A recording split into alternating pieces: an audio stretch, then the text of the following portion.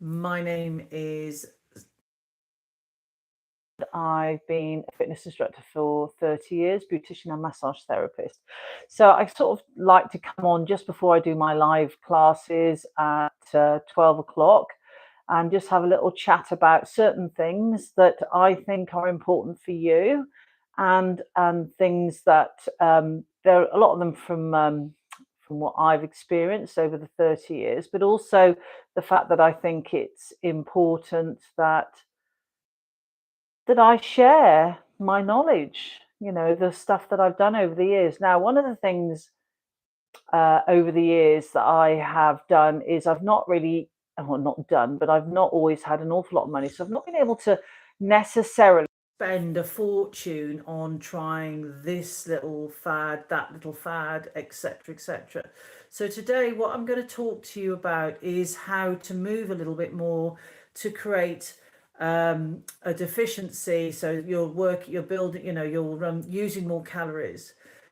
As I also did say last time, is everything is unedited. I'm looking at you as I'm speaking. If the phone rings, hopefully it's already off. But if anything goes on, it's organic, it's natural. It's not that I don't believe in editing. It's something that might come as I get better at doing this. But to be fair, I think sometimes the reality of all of us is we do make keep repeating ourselves over and over again. Um, and that's what we do. So editing it out obviously makes things a little bit more interesting for others that are, that get bored of somebody rambling on. Anyway, to my point. My point is about how can we move more to burn more energy without it costing us a penny. And that's what we're looking at. Yeah. So let's think about it. We get out of bed, and what do? We go to the loo. Let me just move that a little bit because the sun has come out, so it's looking nice. We go to the loo and we have electric toothbrushes, which are great, but obviously then we're not really scrubbing our teeth. So there's one thing. Now, obviously, using an electric toothbrush is a fantastic idea because obviously it does a better job of the teeth, but obviously we're then again not expelling the energy that we normally would. So we also go downstairs and people have dishwashers. Obviously, I totally understand it when they're busy. What about washing by hand? If you wash things by hand, you're obviously creating more energy doing that. And obviously stirring teas, coffees, whatever. So when you look at it in the big scheme of things, there's lots of things we can do to create more energy. We can deficit more energy by doing it. So let's get in the car. So we get in the car these days. Some of us now have boots that you just press a button and the boot comes up. Well, you used to walk around the back of the car to open the boot to put your stuff in. So that's taking away some of the energy that you might have used. Do you see what I mean? So yes, it's a great idea. It's reducing you having to open the boot, etc., etc. But what it's doing, it's creating more time. So with that more time, you could actually spend a bit more time on you and sort of like utilizing that time that you've got to do things to expend more energy. Again, I'm not saying this is what we're doing without spending any money. So we go out and we go to work or we go to the supermarket. Why don't we just park the car further away? So if you're in the centre of town, or not centre of town, but you're somewhere a little away from work, why not walk to work from a car park that's a little bit further away? Sometimes they're cheaper as well. So therefore, then you're expending more energy. And when I go to the supermarket, I try and park as far away from the door as I can, and which means I have to walk further. I'm using more steps. I'm going round, and then I have to open my boot because I'm not one of the lucky ones, and I've got a boot that I can open. But little things like that can make such a difference. And when people really struggle with maybe like losing a few inches, or they're not feeling 100% and everything, just adding these little walks and these extra little things can really help. Now, another one, what about putting the remote on the fireplace or the remote as far away from you as possible? You've then got to get it out of your seat to change the channels. Now, back in the day when I was little, because I was born in the 60s, we didn't have remotes. We used to have to go and change the channels, and we literally had to press them to change the channel. So that meant that we were working harder because we were having to get up and change the channel. Having said that, we only had three, so we wouldn't have to press loads of them. But why not leave the remote a little bit further away and come back? you know, things like making your beds. We know housework. Now, of course, usually it's one person in the family does housework. That's fair enough. But for the other people that are around the house not doing much, you know, doing the odd task like maybe going to pick up your takeaway rather than actually waiting for it to be delivered. You know, we can become very, very lazy now with all those things. So I always have tried to get steps in. Now, I have a stepper, I have it on my phone, and I walk my dog, so I'm always doing some energy and stuff. Not everybody's got dogs, but yeah, when you look at what we're doing, you know, we now have self-stirring mugs. You're not even stirring everything.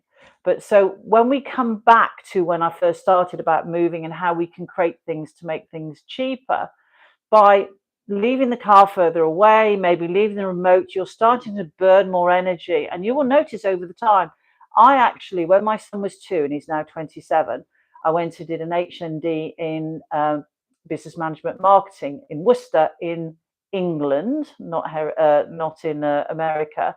Hi, I'm very well, thank you. And I parked my car at least 20 minutes away from the college. Get the word out in a minute. In that year, 2 years that I was doing that, I lost half. Was it half a stone, 8 pounds? And that was, I hadn't changed anything in my life. I was just walking there about, and I lost the dress size. So basically, I hadn't changed much at all. I literally was just leaving the car a little bit further away and walking through, etc. And the other thing is like try and do a lot of the jobs yourself. You know, when you're carrying your shopping, don't always get somebody else to do it. You know, help yourself by expending more energy. So these little things cost nothing, but what they do, you know, when I said about a lot of you, you might have a dishwasher, you might have a bonnet that opens up, you may not have time to park clothes further away. But if you can create some time, that time can be used for you to do some exercise. So, for example, if you're saving yourself time with all these bits and pieces that save you doing all this, not expending any energy, maybe then you can consider joining a gym. Now, joining a gym around here is about £35 a month if it's just a normal general gym.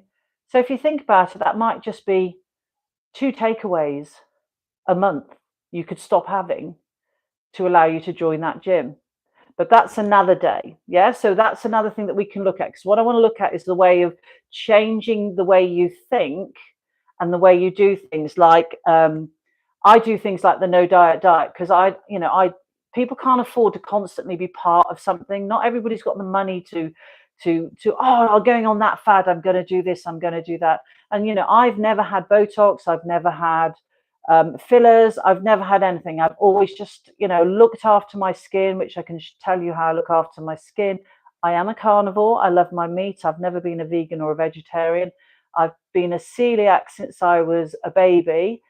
And I think, considering I'm 5'8" and I'm healthy, I'm very rarely ill, and I've only broken my wrist in my life. I have been very lucky in that way, but I've always maintained that eating healthily, eating your, you know, meat and 2 veg if you need to, and things like that, and drinking loads of water is a really good way of doing it. And I haven't bought into hardly anything. The only thing I do use is creatine these days, but I will talk about that another day. Anyway, that's long enough. I always try and do it under 10 minutes each time I do this chat. So yeah, try and think about how can I move a little bit more? How can I make myself do a few more extra steps without changing much? Yeah, just parking a bit further away, maybe going for a little 15-minute walk, etc. Okay, right. So I'm going because I've got a class to do in 20 minutes' time, and I'll speak to you all again, hopefully on Tuesday.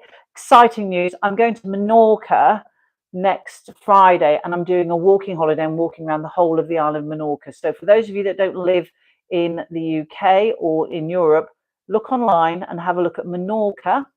Menorca's part of Spain, but it's an island off Spain. It's beautiful and it's well worth putting on a list for you to go and have a look at. Speak to you soon.